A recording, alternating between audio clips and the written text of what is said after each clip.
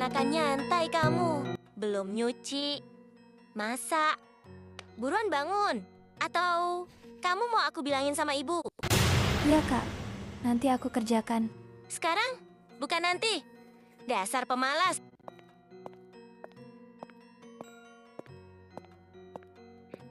Apakah seperti ini rasanya jadi tuan putri? Apa-apa, tinggal perintah. Enak juga ya.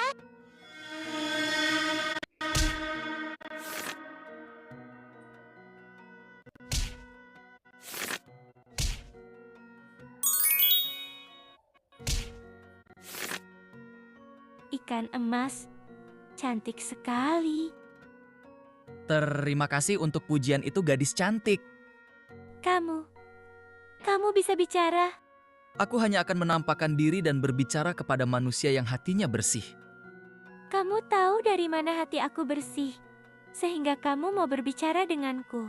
Karena aku adalah ikan ajaib. Aku bisa merasakan aura kebaikan atau aura kejahatan dalam hati setiap manusia.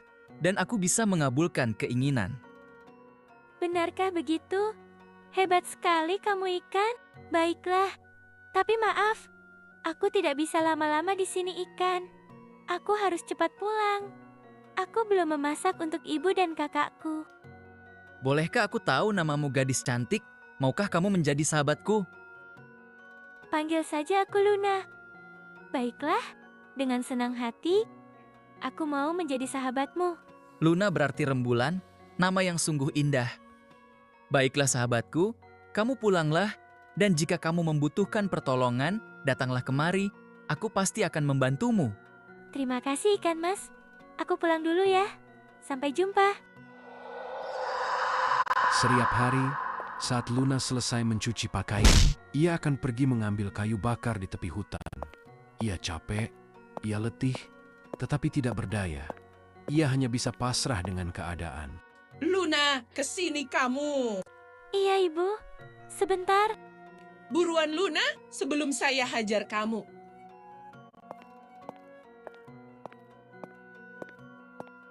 Iya bu, ada apa? Makanannya mana? Kamu belum masak ya? Aku baru pulang dari mencuci pakaian. Terus aku jemur bu. Habis itu aku pergi nyari kayu bakar dulu untuk masak. Banyak sekali alasanmu.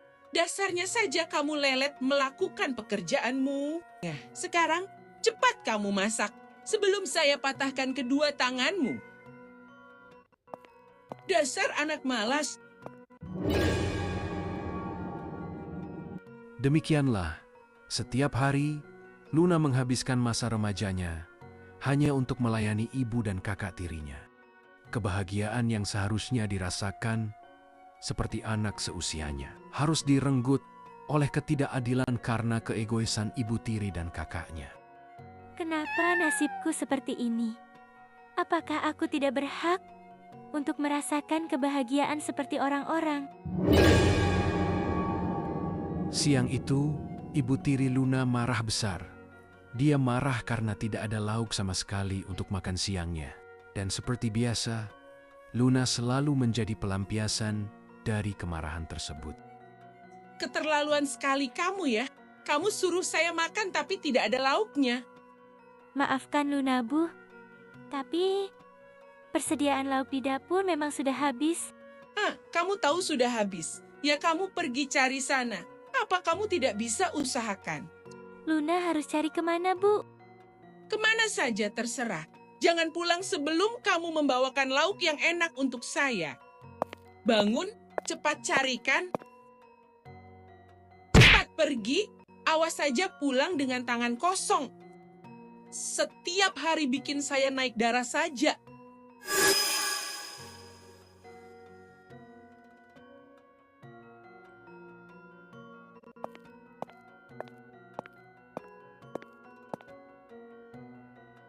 Kalau aku tidak membawakan ibu sesuatu, aku tidak boleh pulang. Terus, aku harus pergi kemana?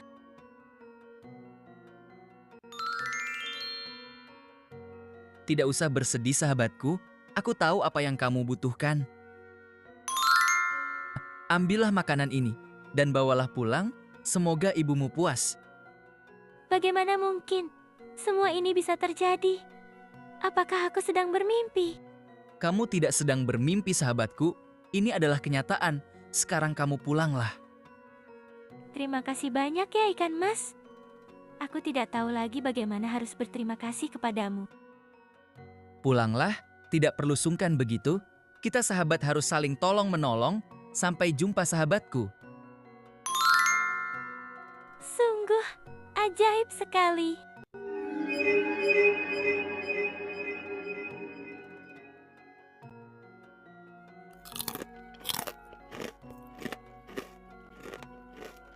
Enak sekali makanan ini. Kamu dapat dari mana semua makanan ini, Luna? Anu bu, itu tadi ada orang yang memberikannya. Sudah, tidak peduli juga kamu dapat dari mana. Yang penting saya bisa makan enak hari ini.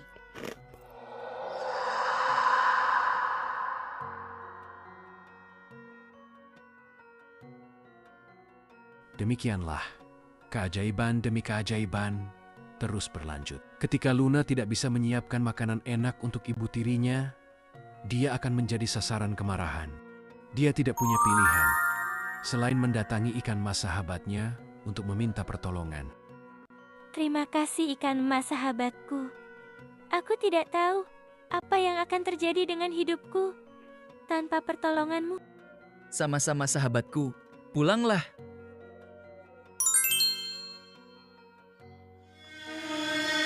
Apa ibu tidak merasa aneh dengan semua ini? Aneh bagaimana maksud kamu? Coba ibu pikir, dari mana coba yatim itu selalu dapatkan makanan enak ini? Ini bukan sembarang makanan, Bu. Tidak mungkin dia dikasih terus sama orang. Betul juga apa yang kamu bilang. Biar kita tidak penasaran lagi. Biar ibu yang ikutin yatim itu besok. Ibu akan cari tahu dari mana dia mendapatkan semua makanan ini.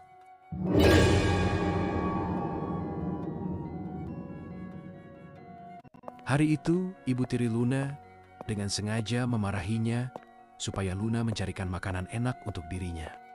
Tanpa ia menyadari kalau itu semua hanyalah akal licik ibu tirinya untuk menjebak dirinya. Dengan diam-diam, ibu tirinya mengikuti dari belakang. Luna yang masih belum menyadari, akhirnya tiba di tepian danau, tempat ia dan ikan mas sahabatnya bertemu.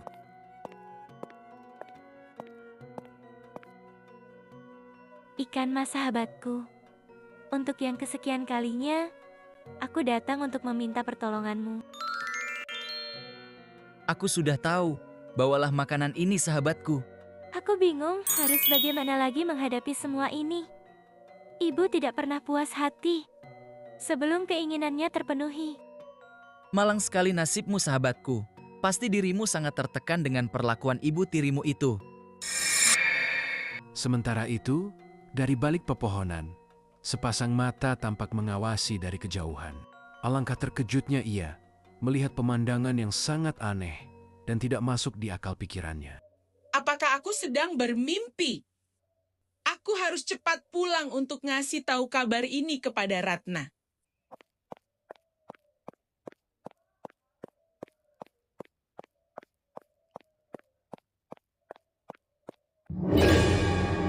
Kenapa lari kayak dikejar hantu?